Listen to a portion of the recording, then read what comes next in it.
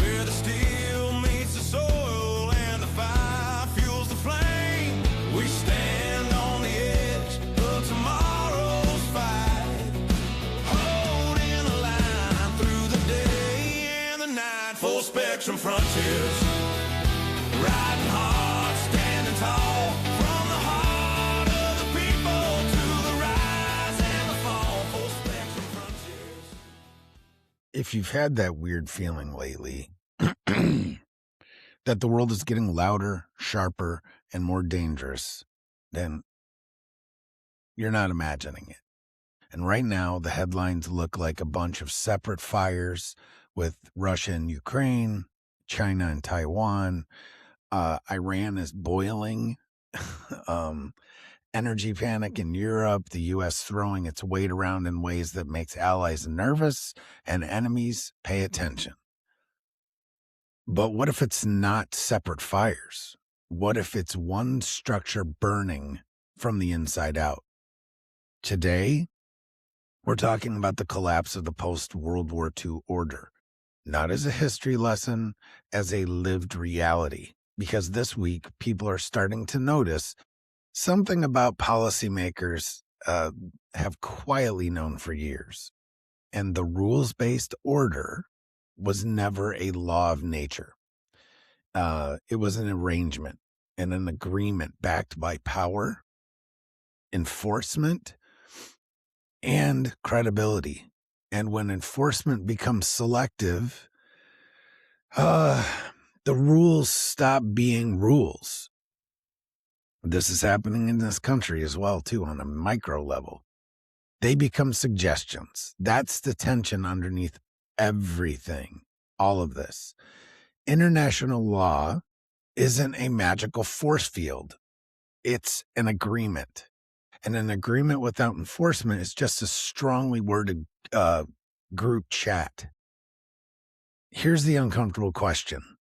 If Russia can do what it wants and the world can't stop it without risking a wider war, what does that tell every other country watching? If China can keep pushing, probing, rehearsing, and building leverage around Taiwan, and the response is always cautious, what does that teach the system? And if the U.S. looks at that and says, fine, if they're going to act in their interests and no one can stop them, then we're going to act in ours and no one's going to stop us either. Is that reckless? Or is it late stage realism finally becoming public? Because a lot of the West, especially Europe, has gotten comfortable, too comfortable. When you build your entire energy policy like you'll never face coercion, when you price your industry out of existence, when you outsource manufacturing and call it progress, you're not building a cleaner future. You're building straight up dependency. And dependency is a pressure point, period. This episode is about connecting those dots. Geopolitics, energy independence, economic warfare, alliance credibility, and the shift into a multipolar world. The moment when narratives stop working and reality starts collecting its debt. Because comfort isn't peace.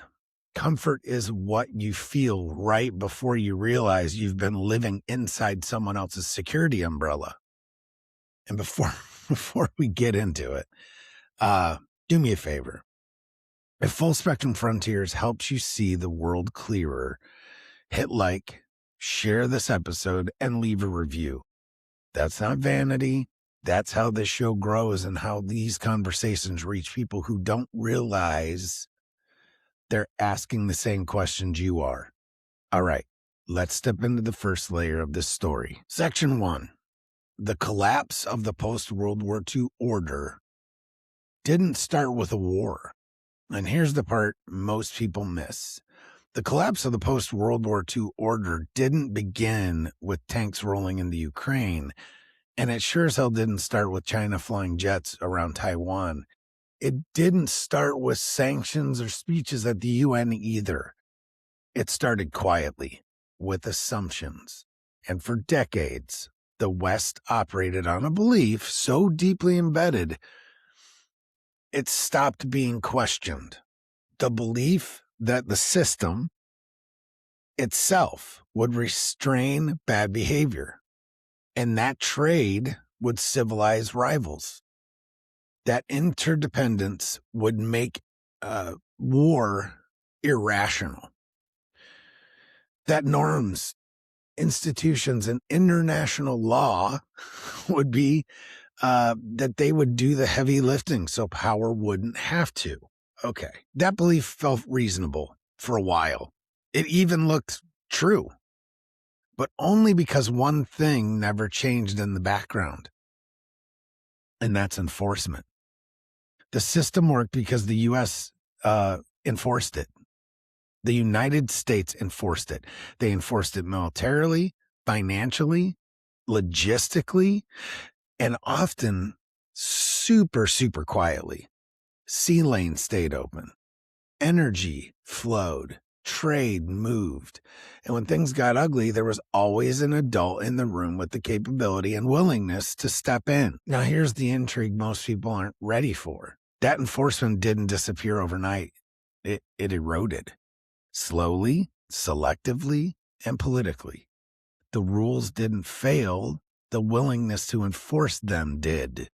And once that happens, the rules become optional. And think about how enforcement actually works. Not in theory, in actual reality. Stopping a country from acting isn't about press releases. It's about consequences they can't survive. And lately, the consequences have either been survivable or they're just too dangerous to impose. That's the crack in the foundation. Russia didn't wake up one day and decide international law no longer mattered. It watched enforcement patterns. It watched red lines just shift and get moved. It watched sanctions normalize. It watched escalation fears paralyze response. And it learned the limits of the system. Vladimir Putin did this. China is doing the same thing, just with more patience. And every other country is watching both, okay? They're watching both. This is where the story nudges forward, because once enforcement becomes selective, restraint becomes asymmetric. Straight up, some actors are constrained and others aren't. And the ones who aren't constrained don't feel immoral. They feel freaking rational. That's how systems break, not through rebellion, people, through precedent. When consequences are survivable, behavior changes every time. Every time. That's not ideology. That's just straight up physics. Now, layer in something else people don't like to talk about. And that's comfort. A lot of Western countries have lived so long inside this enforced order that they stopped maintaining the things that make enforcement possible. I mean, almost every major country in Europe. Energy dependence, industrial capacity, strategic depth, domestic cohesion. It even happens in our country with selective things, but not completely. And they treated security like a permanent feature instead of a maintained condition. And when you stop maintaining something, it doesn't explode, it just weakens. Freaking quietly, right?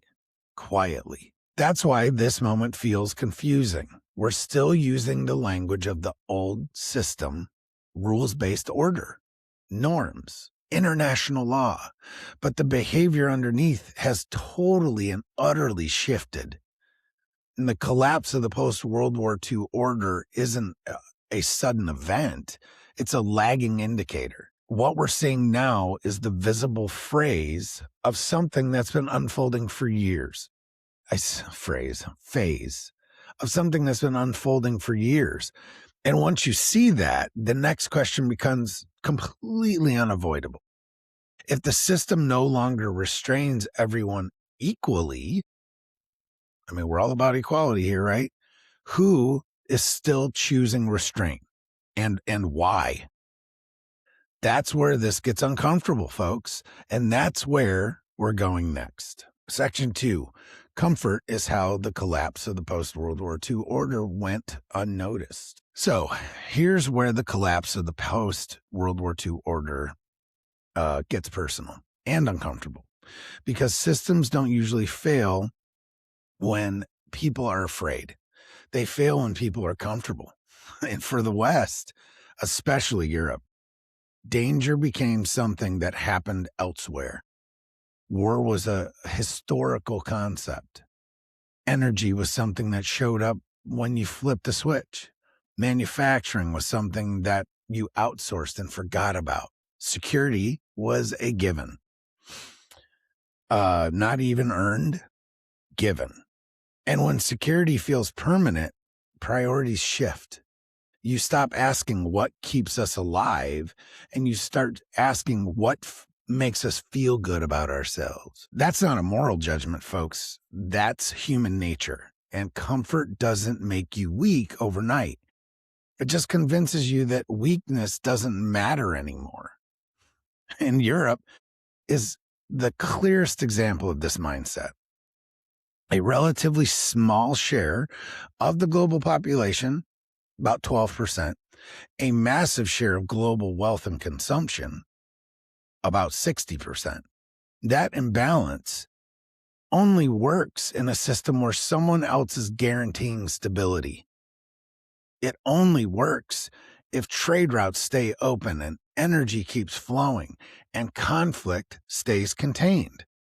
So Europe made decisions that only make sense in a world where coercion no longer exists. Energy policy became moral theater.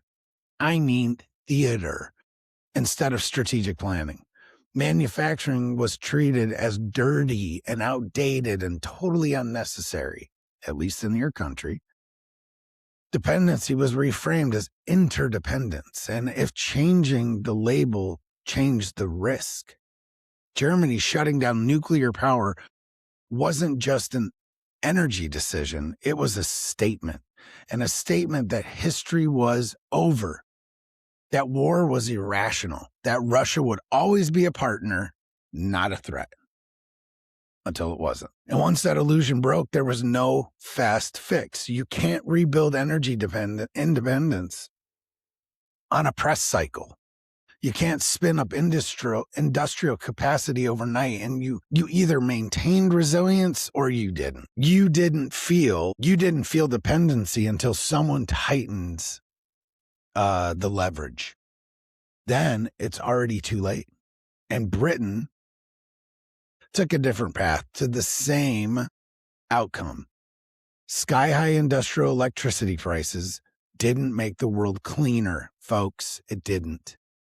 They just made factories leave and go somewhere else. And production didn't disappear, it just moved. Usually to countries that care way less about emissions and more about output. That's not climate leadership, folks. That's exporting vulnerability. And the deeper connection people miss. When societies get comfortable, they don't stop preparing. They just stop preparing. They don't just stop preparing. They start believing preparation itself is completely unnecessary, even immoral. And defense becomes suspect. Energy independence becomes selfish, and industrial capacity becomes unfashionable. But the world doesn't stop being dangerous just because you stop acknowledging it, just because you put your head in the sand like an ostrich. Comfort doesn't cancel coercion. It invites it. Duh. And adversaries don't need you to collapse. They just need you to be dependent on energy, dependent on supply chains, dependent on someone else's security guarantees. That's how the collapse of the post-World War II order accelerates without a single dramatic moment. No grand announcement, no treaty ripped up on camera, just a slow realization that the safety net everyone assumed was permanent actually was conditional, which it actually was conditional the whole time. And now that condition is changing, which raises the next question. If comfort blinded so much of the West to risk, what happened when that comfort collides with a world that's done pretending? That's where American policy shifts come into focus. Section 3, when the world stops pretending and power stops apologizing. This is the moment where everything we've talked about snaps together. Because once the collapse of the post-World War II order becomes visible, states don't respond with poetry. They respond with recalculation. And here's the uncomfortable truth most people are circling, but I'm sick of them not saying it out loud. If the system no longer restrains everyone equally, then restraint itself becomes a choice. And choices have consequences. This is where American foreign policy starts to look different now, okay? Sharper, less sentimental, more transactional, more business-like. Not because America suddenly changed its values, but because the environment changed. And when the rules stop restraining your rivals, following them religiously doesn't make you virtuous, folks. It makes you predictable. And if you can't see that, there's a problem. Think about what the United States is actually seeing right now. Russia acts, absorbs sanctions, and continues. China pushes, probes, rehearses, and waits. And Iran escalates through proxies and survives.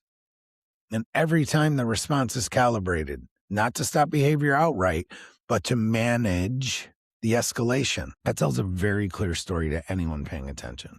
The system still exists, but it doesn't bite the way it used to. So when the U.S. looks at that landscape and says, if others are going to act in their interests and no one can truly stop them, then we're going to act in ours. That's not reckless, folks. That's symmetry. Symmetry. That's the moment where pretending ends. Fantasyland ends. Power doesn't become dangerous when it's acknowledged. It becomes dangerous when it's denied and then unleashed all at once. This is where people misunderstood figures like Donald Trump. Trump didn't invent this shift. He did not invent it. He vocalizes it, and he vocalized it. For decades, American power operated quietly. It enforced the system without constantly reminding everyone it was doing so. But that only works when everyone still believes in the system itself. Once belief erodes, silence looks like weakness, and weakness invites pressure. So the messaging changes, right? This is common sense. Security guarantees become conditional, and alliances, they always come with expectations, but now they're really coming with expectations. Trade becomes leverage again. Energy, industry, and technology are treated as strategic assets, not freaking lifestyle choices. That's not the U.S. abandoning order at all. That's the U.S. acknowledging that the old order no longer restrains everyone equally and adjusting accordingly. If no one can stop great powers from acting, then the real danger is pretending you're the only one that shouldn't. Now, here's the part that should unsettle you. The rest of this should unsettle you as well, but this shift isn't temporary, folks.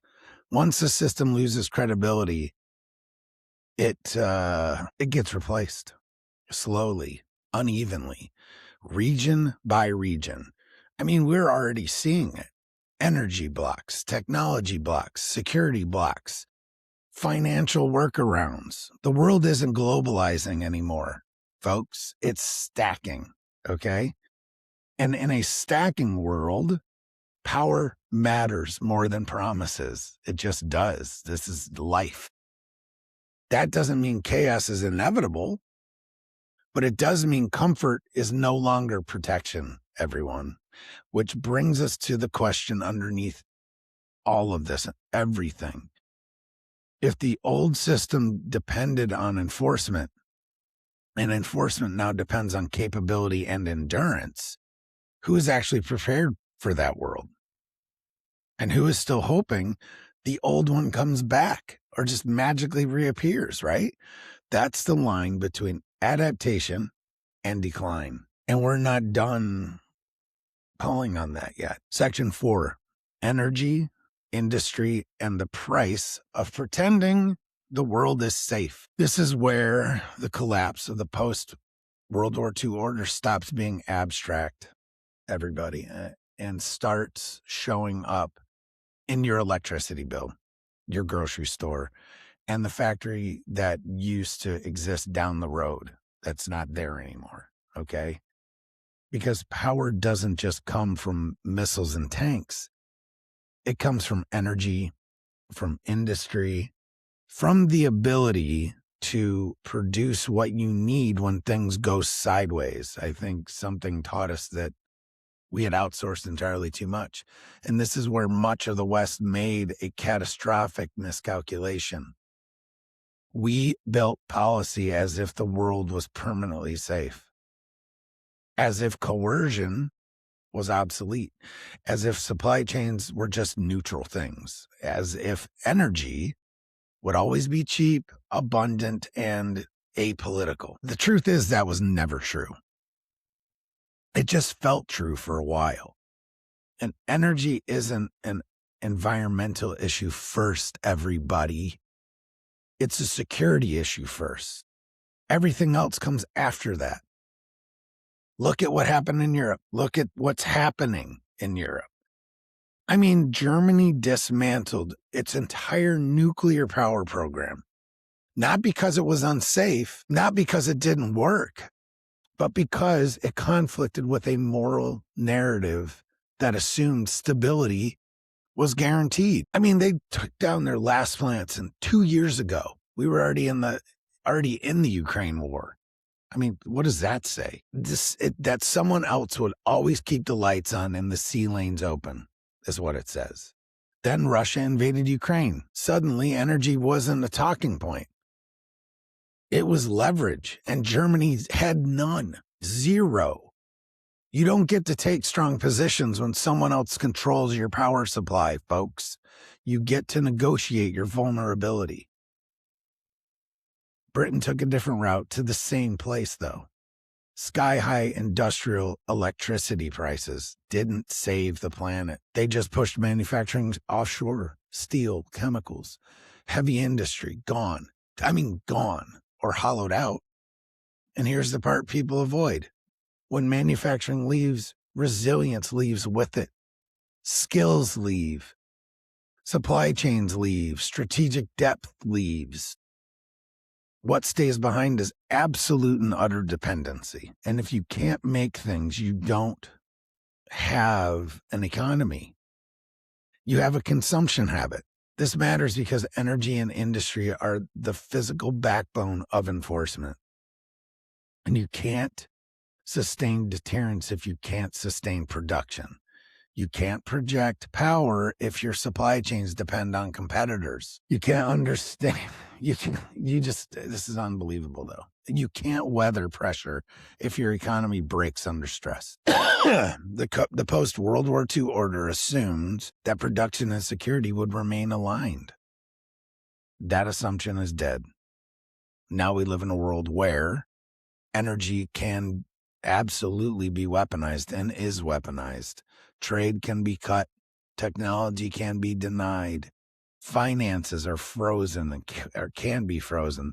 And the countries that prepared for that reality, they're gaining leverage and fast. The ones that assumed it would never happen, they're scrambling. That's the cost of pretending the world is safe. Comfort allowed policy to drift away from reality. Energy became symbolic. Industry became optional, and security became abstract. But reality has a way of collecting unpaid bills, doesn't it? And right now, that bill, it's coming due, which leads to the next layer of this story.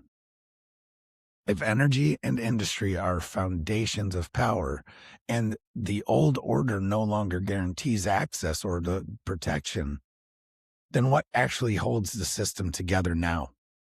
That's a real question. That's where enforcement, endurance, and credibility all collide. Section 5, enforcement, endurance, and the new rule that nobody voted on. This is the layer where the collapse of the post-World War II order becomes impossible to ignore. Because once energy and industry are exposed as weapons, and once enforcement becomes selective, the world quietly adopts a new operating rule. No treaty signs it, no summit announces it, and no one votes on it. But everyone starts behaving as if it's true. So here it is. If you can act and survive the consequences, you can act. That's the rule now, period. The system didn't disappear. It revealed its real price of admission, and that's endurance. This is what ties everything together. International law still exists, but it only matters where its enforcement is credible. Alliances still exist, but they're being stress tested for asymmetry every day. Norms still exist, but they no longer override material realities. What replaced the old order isn't chaos, it's conditional order. And order enforced where it's cheap enough, ignored where it's too risky, and negotiated where power is balanced, abandoned where endurance favors one side. Period. That's why so many actions lately feel bold, even shocking. They're not violations of a stable system. They're calculations inside a degraded one. Russia calculated it could survive sanctions, and it has. China calculates it can outlast pressure, and it has. Iran calculates it can escalate through proxies without triggering collapse. That's being tested right now, but only by their own people, not by us, not by Europe. And increasingly, the United States is calculating again, too. Not in slogans, in actual leverage. Deterrence isn't about saying don't. It's about convincing someone they won't survive ignoring you. Trump's a master at this. This is where alliances start to change shape. And in the old system, alliances were treated like moral commitments. And in the emerging system, they're treated like risk-sharing agreements, because that's actually what they are. Who carries the cost? Who absorbs the shock? Who pays first if things go wrong? Those questions used to be impolite. Now they're unavoidable. And when allies are unwilling to carry risk, the enforcer starts recalculating how much risk it's willing to carry on their behalf for doing nothing. That's not abandonment, man. That's arithmetic. Okay? This is why American foreign policy rhetoric is totally and utterly shifted. Why security guarantees are being framed as conditional. Why energy independence, reshoring, and industrial capacity are suddenly national security issues again, where they should have always been. It's not nostalgia, folks. It's back to actual adaptation. Because once the world stops pretending, power stops apologizing. It stops explaining itself in moral language and starts speaking in capability, leverage, and consequence. And here's the part that should really make you pause. This new rule doesn't favor good actors or bad actors. It favors actors that are prepared. Endurance beats virtue when enforcement collapses. You can be as virtuous as you want. That doesn't change.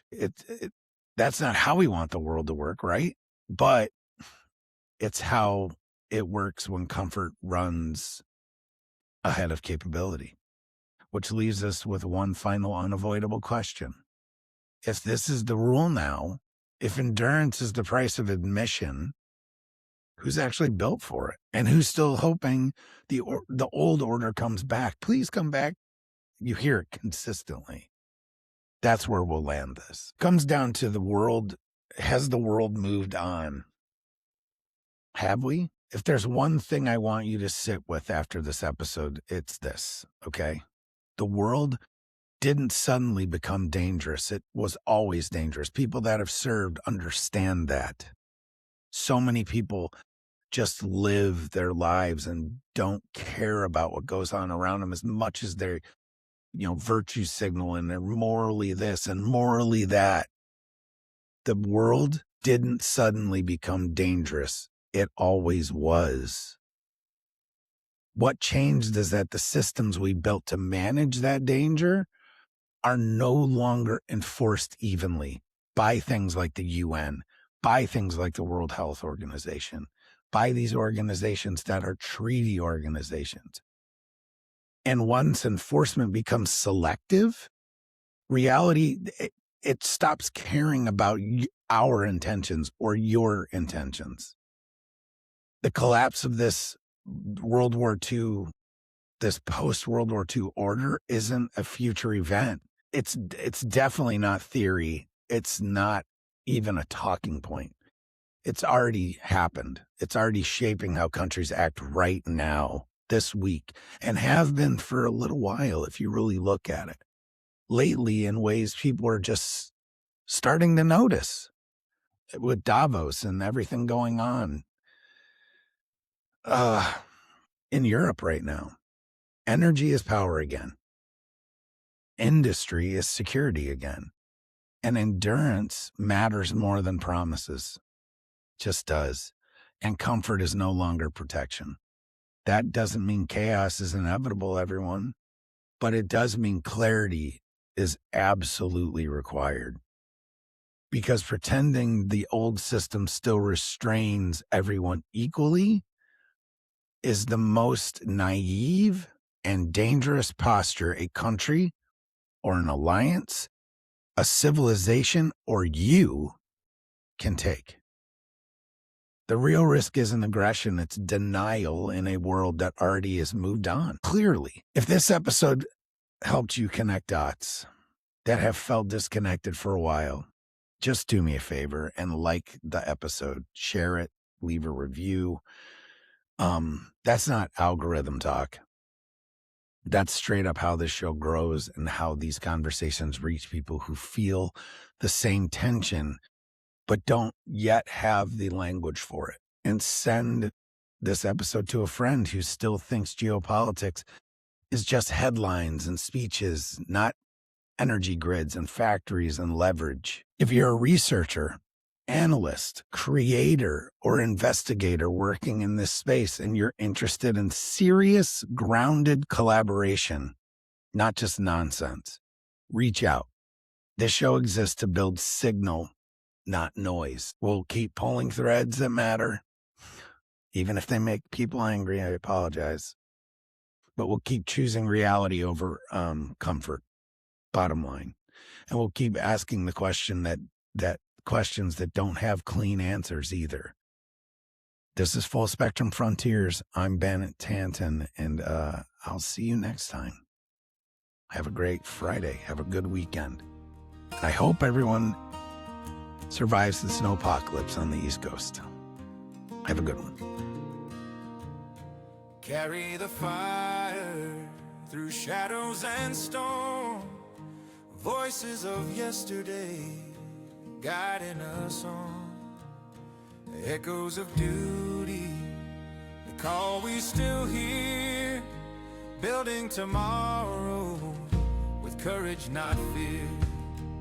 Stand your ground, keep the watch through the night, guarding tomorrow where freedom's alive. Through every trial, the truth will endure. Full spectrum frontiers, steady and sure.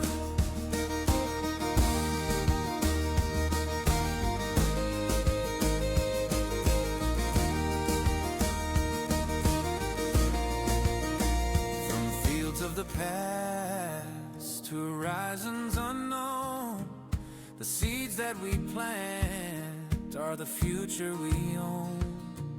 Stories of